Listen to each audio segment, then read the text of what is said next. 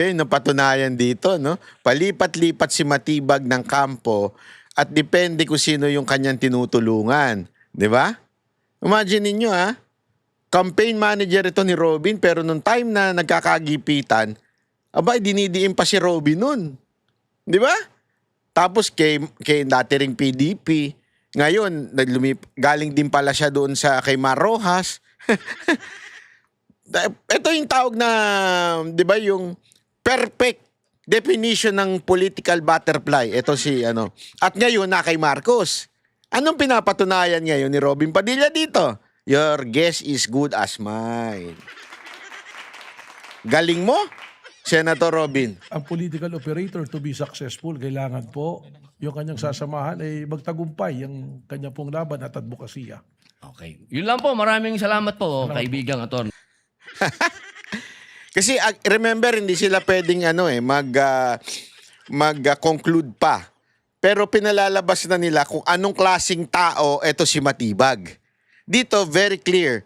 Kahapon at ngayon, walang personal knowledge. Okay? Ngayon, pinapatunayan dito na itong taon to, political operator to. So, therefore, yung kanyang mga sinasabi ngayon, it's not because VP Sara Duterte really committed a grave threat, but because he is operating under Marcos administration. Na pinatunayan din kahapon ng defense na yung asawa niya nag-decide na impeach si VP Sara Duterte, diba? That he is a political appointee of the president. Sino ba yung ginrave threat? Kuno, diba si Marcos? Tapos tao ni Marcos ang nagwi-witness. Tapos yung asawa niya pumirma ng impeachment.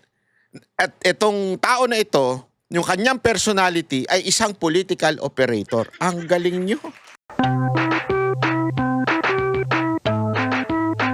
Sabi ko nga, yung pag-uusap na may papatay at hindi naman nagawa, wala naman po tayong pinag-uusapan na krimen doon. Pero ano po ba? Ano yun? Grabe yun, Grabe yung statement niya nun, Wala pa tayong pinag-uusapang krimen doon. Kasi wala pa nga. Tanong lamang po dito, sinasagot po ay sino na yung kinontrata rather than hindi po yung meron nga bang kinontrata? Your Honor, dalawang bagay po para makarating po tayo dun sa kasagutan sa inyo pong katanungan. Una, sinabi ko nga po with certainty, meron kinontrata. Ano po yung basihan? Meron daw kinontrata. Sige, ano basihan? Personal knowledge mo ba? O galing lang sa iba? Sige. Kasi tinatanong dito, meron na ba o hinahanap nyo pa talaga kung meron? Yun yung tanong ni Villanueva. Ang sagot ni, hindi na natin hinahanap. Meron na talaga. Oh, meron na daw talaga. Ang tanong, sino yun? Sino yun? Alamin natin kung sino, Yung kinontrata, sino nakakaalam niyan? May personal knowledge ka ba? Mismo ang Vice Presidente na publicly, it is an... So, sabi lang daw kasi ni Vice President Sara Duterte, therefore, wala siyang personal knowledge. Hindi niya alam kung meron talagang kinausap. Nadinig lang niya doon kay VP Sara Duterte.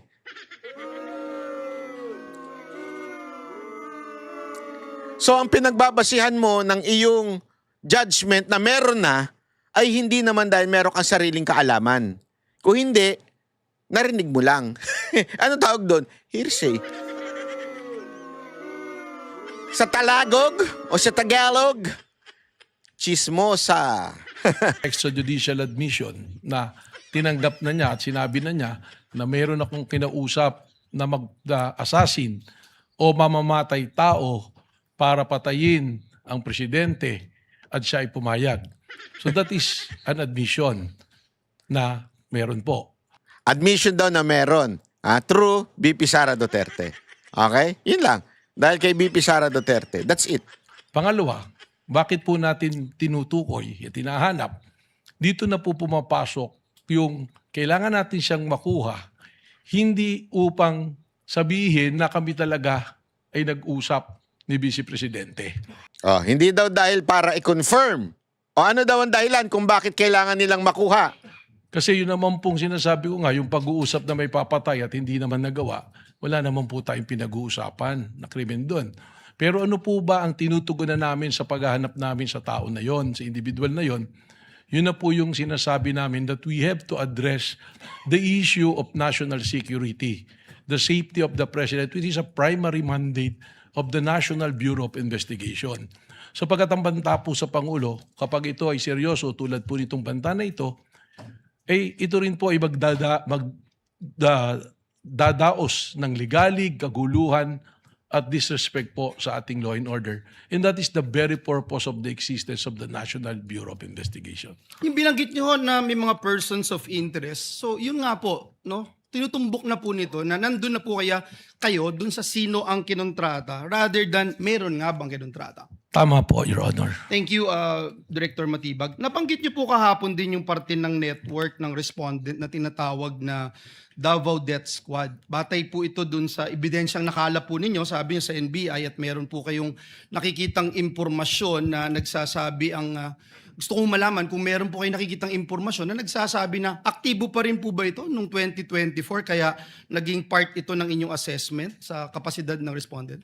Sa amin po investigasyon lumalabas na meron pa pong mga existing.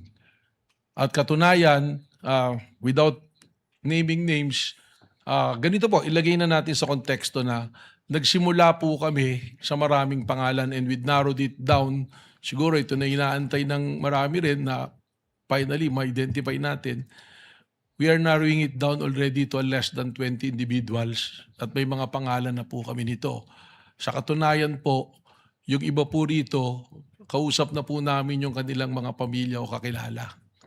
So, ganun po yung proseso. That's why sinabi ko, baka in 3 to 6 months, we can finally identify kung sino yung personalidad na yun po. Let me wind up, Mr. Presiding Officer. No, in relation again to the Davao Death Squad that we were talking. Alam mo, sa totoo lang, akala nila nakakapunto sila dito. Kasi ngayon pa lang daw nila na parang sinasabi, na sa 20 na lang pinagpipilian namin kung sino yung kinausap. So wala nga kayong alam. Talking about, aktibo pa po ba sila noong 204? Aktibo pa rin po ba sila sa kasalukuyan sa inyong nagpapatuloy na investigasyon? Tinatanong po natin ito, Ginoong Pangulo, para malaman natin kung yung ginamit po ng National Bureau of Investigation ay base lamang dun sa historical background na binabanggit po kahapon o meron po na nakalap na mga bagong impormasyon ang NBI na hiwalay na impormasyon tungkol po dito. Well, again, kanina po tinanong po ng kagalang-galang Senator Erwin Tulfo, we are not limiting it to the Davao Death Squad. Sabi ko nga po, meron pong mga aktibo pa sa serbisyo na men in uniforms at kasama rin po dito ang Vice President Sara Security Group po. So even those who are actively involved right now, men in uniform, is that what you're saying? That is something that I can say because general naman, it will not Kindly go to wind the up. identity. Yeah, that will be meron all, po. Mr. Presiding Officer. Thank you, Director Salamat Matibag. po. Salamat po. Thank you, Senator Judge Villanueva. Senator Judge Aquino is recognized. You may proceed, sir, when you're ready. You have 2 minutes. Maraming salamat, Mr. Presiding Officer. Isang tanong lang po kay Director Matibag. Doon po sa AO11, nakalagay po doon yung mga miyembro ng task force, no? At yung isang miyembro po doon ay mula sa Transnational Crime Division. Opo. Nabanggit niyo po nung isang araw na nasa punto na po kayo sa inyong investigasyon na chine-check po ninyo kung hindi lang ito isang tao pero kumbaga grupo na po ito or may plot, may ploy, may nagkukuntsaba para dito po sa posibleng pagpatay kay President Marcos. So nagtataka lang po ako sa EO11 kasama yung Transnational Crime Division. So my question is, sa inyo pong investigasyon, meron bang transnational nature itong posibleng pagpatay sa presidente? Meron bang foreign intervention or mga players na hindi po Pilipino sa inyo pong investigasyon? Yan po ay isang sa purpose talaga kung bakit namin isinama para alamin kung sino po. Alam naman po natin, para patayin ng isang presidente, hindi po isa o dalawang tao lang nag-uusap dito. You need yung kakayahan mo, yung capacity, doon po pumapasok. Kailangan ng pera, kailangan ng network, kailangan ng tao. So tinitingnan po natin ito lahat. Ngayon yung binabanggit po ninyo, kasama po sa ating tinitingnan yan. Pero ang isa pong mayoryang rason yan, yung pong mga pagbabiyahe ng ating Pangulo, we have to also monitor it because the possibility of endangering the life of the President during his time that is outside of the country, nandoon din po yan dahil sa threat. So kaklaruhin ko lang ha. So yung pagkakaroon ng Transnational Crime Division dahil yan sa mga biyahe ng presidente, hindi dahil merong possible foreign intervention dito sa iniimbestigahan yung pagpaplano. That is also an angle being considered but that's not the main reason po. Alright, salamat. Salamat po. Thank you, Senator Judge Aquino. Senator Judge Lang Padilla kwenta yung tanong. is recognized. Ay, ta. You may proceed, sir, when you're ready. You have 2 minutes. Yari kayo dito. O, ito na, Maraming ito na. salamat po aming ginoong tagapamahalang hukom. Ayan sa na. atin pong ginoong Pangulo. Meron po akong katanungan para sa persecution. Sa akin pong mga kaibigan, prosecution. Yari kayo dyan. Napakahalaga po sa bawat pagdinig ay yung nagsasabi ng katotohanan. Tama po ba? Tama. Opo. Pagka ang isang witness po ay naging halimbawa ng paiba-iba ang sinasabi, ano pong tawag dito? Ulul. Nayari siya dito. Naihi siguro ito. Naihi siguro ito sa salawal niya. Di ba po Is this a kasinungalingan? This is a hypothetical question, Apo. Your Honor. You are not referring to any particular witness? Si Las Cañas po. Yung Ayan na. inyo pong pinakitang Yari ka ngayon. affidavit, Your Honor? alam niyo po, hindi pa po ako tapos, kaibigan. Easy!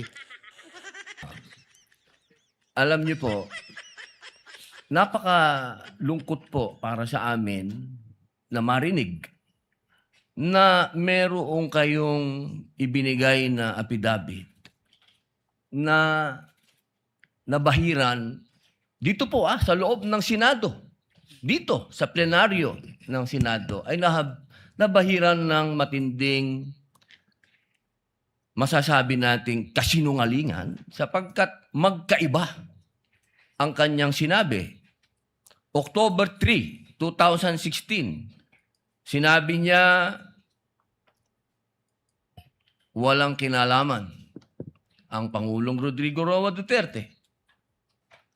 February 20, March 6, na iba na ang istorya. Ang tanong ko po, ano ang tawag sa taong paiba-iba ang sinasabi? Hindi kasi ito ganito kagago tong prosecution eh. Gagamit sila ng isang tao, witness, gusto nila gamitin yung kanyang sinumpaang salaysay. And yet, that sinumpaang salaysay ay binago o nagkaroon ng perjury during the time na iniimbestigahan ng Senado. Napatunayan na nga ng Senado na nagsisinungaling ito, pabago-bago ang kanyang statement. Gagamitin mo pa? Tanga ka? Ganun ka katanga? Kaya nga dito, diniretso niya eh. Pabago-bago yan eh. Ano tawag mo dyan? Di ba po sinungaling? May I answer, Your Honor? Opo, opo. Kagaya po ng aking binigyang linaw kanina. At paulit-ulit na rin pong sinabi ng ating presiding officer. Pakisagot na lang po kasi yun lang po ang tanong. Ang dami mo kasi alam mo, style kasi ng prosecution to eh. Kahit na mga witness eh, yung paikot-ikutin para hindi masagot yung mismong talagang tanong. Ano ba yung tanong? Simple lang. Ano man tawag mo sa ginawa nung pabago-bagong statement? Di ba sinungaling? Yes or no? Tama po ba o mali na tawaging sinungaling ang taong iba-iba ang sinasabi? I'm Oh, sorry, sagot. Your Honor, but I need to qualify my answer. No, you said yes or no lang. Presiding officer, isang simpleng tanong lang po.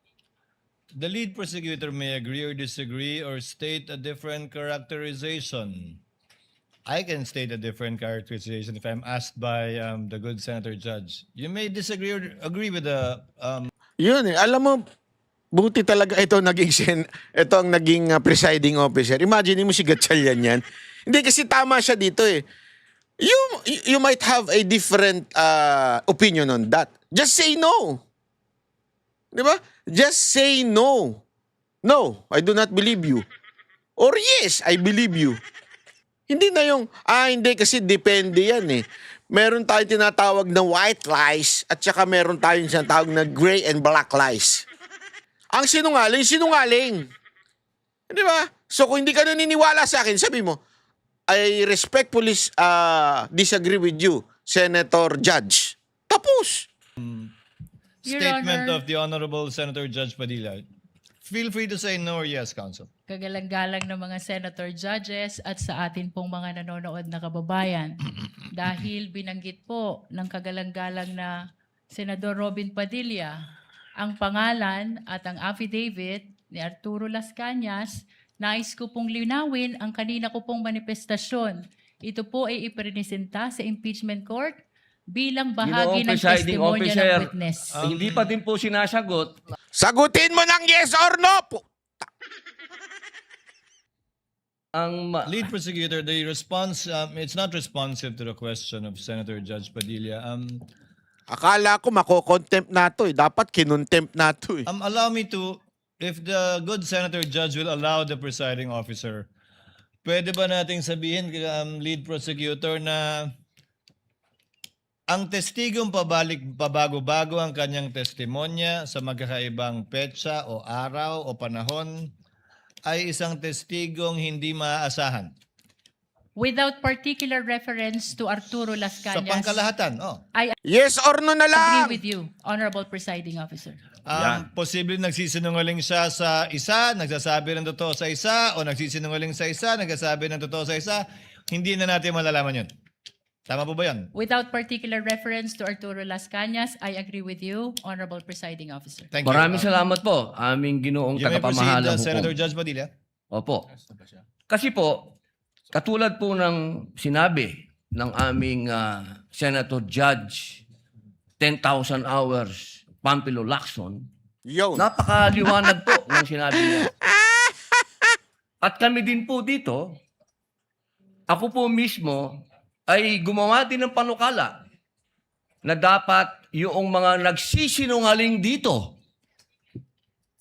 yung mga paiba-iba ng testimony na nagiging aming mga witness, ay dagdagan dapat ang sintensya ng perjury. Kailangan amendahan ang batas na yan. Ngayon, bilang pakiusap po sa inyo, sa prosecution, pwede po ba na sana ay maiwasan natin ang pagbibigay ng witness na may kasong perjury? Hindi na po ito si Las Cañas. Ang sinasabi ko po ay yung dalawang mahal nating witness, si Attorney Jeremy Lotok Yari at pa. si NBI Agent Talilong, na sa mga oras na ito ay may kasong hinaharap na perjury. Pwede po bang iwasan natin na may mga ganito tayong witness para ang nasasakdal po kasi dito ay ibinoto ng 32 million na tao. Sana po, aming mga mahal na kaibigan sa prosecution, isipin nating mabuti bago po tayo magbigay ng mga witness na may perjury na kaso o nagkaroon po kami ng dahilan na gumawa ng amenda na itong perjury ay amendahan. Pwede po ba yon? Your Honor, with all due respect, I would like to take exception to the question and manifestation of the Honorable Senator Judge Robin Padilla. First of all, we were able to verify already that there are no cases pending against the prosecution witnesses. In addition, Your Honor, and only to respond to the concern of the Honorable Senator Judge Padilla, ang conviction po ay hindi ground for disqualification unless it is final and unless it is punishable by more than 1 year and that the crime constitutes moral turpitude. Alam niyo po, napakaganda po ng inyong sagot. Sana hindi one-sided. Yun Ang ating lang. konstitusyon, ano? Kasi, alam Nahuli sila sa bitag dito eh. Oh, bakit? Eto, panoorin niyo, niyo. pag kayo ang pagpabor sa inyo, alam niyo ba, bawal po ang ginagawa. Kindly maintain Presiding order officer, within the bawal court. po ang ginagawa nitong nasa harap natin, nagkukomento. Kindly maintain order in the court. Contempt mo! Kung panahon ni Miriam yan, contempt yan. Sergeant at Arms, by authority of the Senate President, is directed to kindly maintain. Hindi po Order in the sila allowed mag-ingay. Korte po ito. Thank you. You may proceed, Senator Judge. Hindi, alam mo, sa totoo lang ha, in real court, pwedeng contempt. Pag mag-ingay ka, magulo ka, contempt ka. Kaya yung mga nagsasabi dyan na, bakit ganyan si Padilla? Gago. Judge siya eh. Pwede niya i-contempt yung mga yan. Masyado pa nga ma-lenient to mga judge eh. Who was speaking? Ako po. You may proceed, Senator Judge. I was Padilla. interrupted. Yun! With due apologies. So, ibig niyo pong sabihin, yung mga senator judges dito ngayon na humaharap sa kaso, na hindi yan. po pinapayagan ng ombudsman at hindi pa rin sila guilty, ano pong ibig niyo sabihin? Your Honor, with all due respect, ang question niyo po kanina ay kaugnay ng pagtistigo. Testigo nga, Referring to judges the nga yung witnesses of sinasabi the eh. prosecution, Your Honor. Ang usapan po ay yung guilty or not guilty. Yan. Tama. So, tatanong na po ako ng bago. Pwede po ba? May I be clarified, Your Honor, on your last question about the senator you said are facing cases? Lead counsel, I think that was more Alam of niyo a- po, malinaw na po yung sinabi ko and wala po kayong karapatan magtanong Hindi, sa Senator Judge. liliwanagin ko po. I think Pahiya ka ngayon, ano, Luistro? Kala mo, kapantay mo yan, ano? Akala niya kasi pantay sila eh. Hoy, judge yan, hindi ka pwede magtanong. Senator Judge Padilla was making a manifestation and not posing a question to the lead prosecutor in relation to our two colleagues. You may proceed, Senator Judge Padilla. Maraming salamat po, Ginoong tagapamahalang hukom. Pwede na po ba tayong mag-advance ng katanungan? Yes, Your Honor. Apo. Yung pong sinasabi ninyo, bakit nyo po nababanggit ang ICC dito? Ano po ang kinalaman ng ICC dito sa ating pagdinig? With all due respect, Honorable Senator Judge Robin Padilla, kagaya po ng nabanggit ko na at marahil panglima ng banggit ng presiding officer. Nabanggit po ang ICC, kaugnay ng affidavit ni Las Cañas na ipirinisinta po ng prosecution bilang bahagi lamang ng testimonya ng witness at bilang bahagi ng naging investigasyon ng Special Task Force ng NBI. Maraming salamat po. Senator Judge Padilla will please wind up. You can Opo. avail of a second round if you wish. Opo. Maraming salamat po. So, ibig pong sabihin, malinaw na kanina sinabi natin na What is the hindi pleasure siya... of, with the permission of Senator Judge and indulgence of Senator Judge Padilla, what is the pleasure of Senator Judge Rafi Tulfo? Walang mic. Nako, yan na. Kabila. Bakit pag sa kabila pinapayagan sila 5-10 minutes? Bakit pag sa amin, sa majority, kinakat agad ni remind pagdating ng 2 minutes. I think nakakalata na kami. So dapat pag sinabing 2 minutes, 2 minutes. Pag sa amin sa majority, pag 2 minutes, pinipindot ng Inaaway niya na ngayon si Escudero. Yung kapwa niya na nakasamahan na tandaan ninyo si Escudero nasa majority na at wala sa desisyon ni Robin Padilla yung pindot. pinipindot nito. 2-3 beses. Totoo yan. Pero pag sa minority, umaabot na ng 5 minutes, 10 minutes. At meron akong record yan.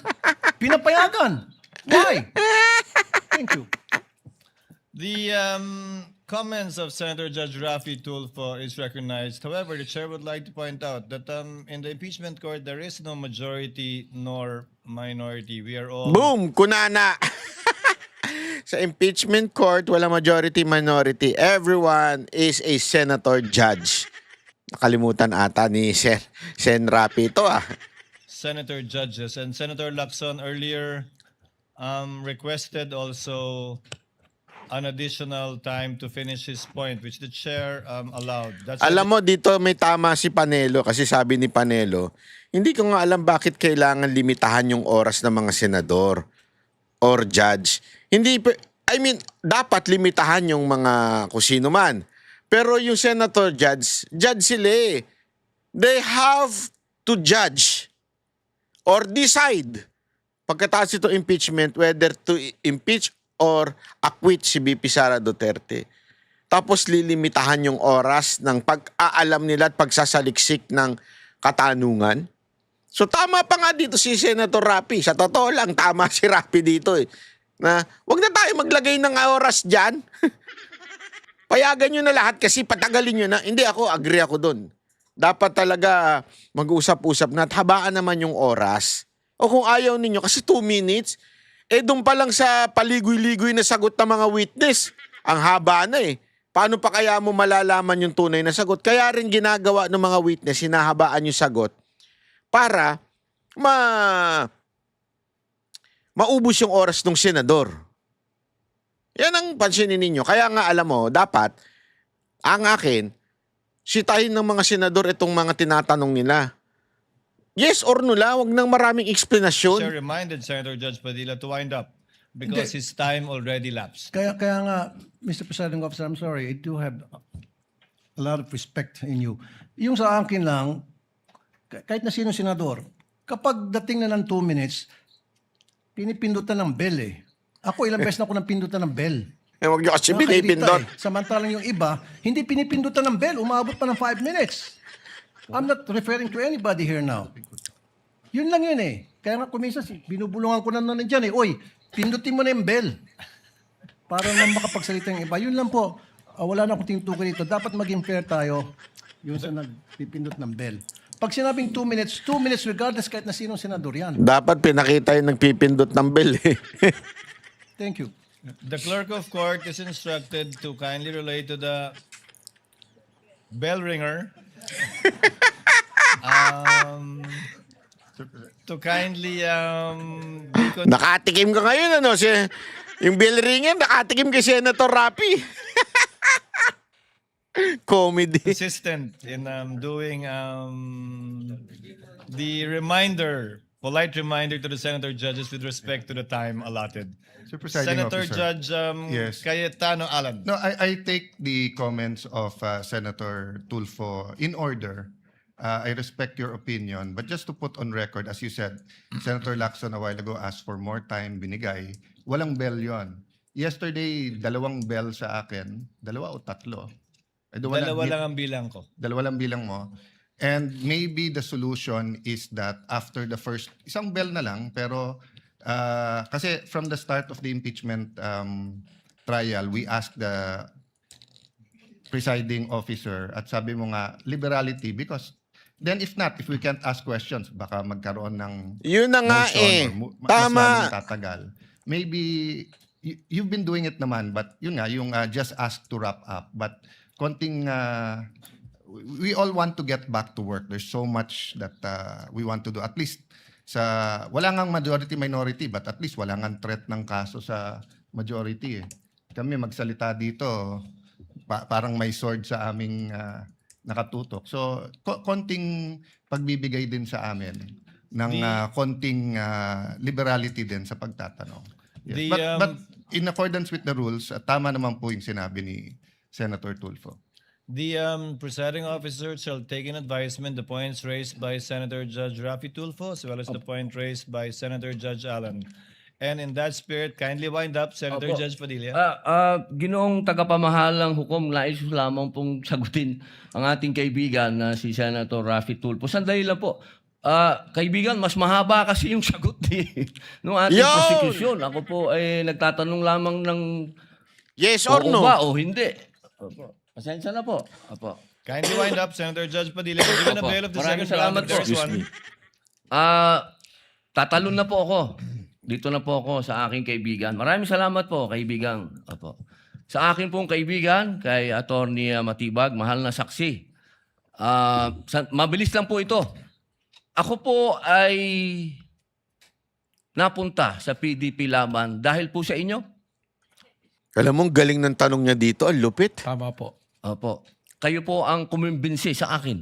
Tama po. Campaign manager nyo pa po. Opo. At masasabi po natin na isa kayo sa nagpa-number 1 po sa akin.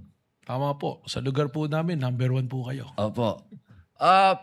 Attorney Matibag, sumama po ako sa inyo dahil alam ko na isa po kayo sa arkitekto ng pagkapanalo ni President Rodrigo Roa Duterte. Tama po ba? Hindi po. Sapagkat noong 2016, ako po ay ang campaign manager ng Region 4A ni Secretary Mar Rojas po. Grabe, proud na proud siya dito. Na napanalo niya si Robin, yung mga ganon eh. Ako pa ang campaign manager mo.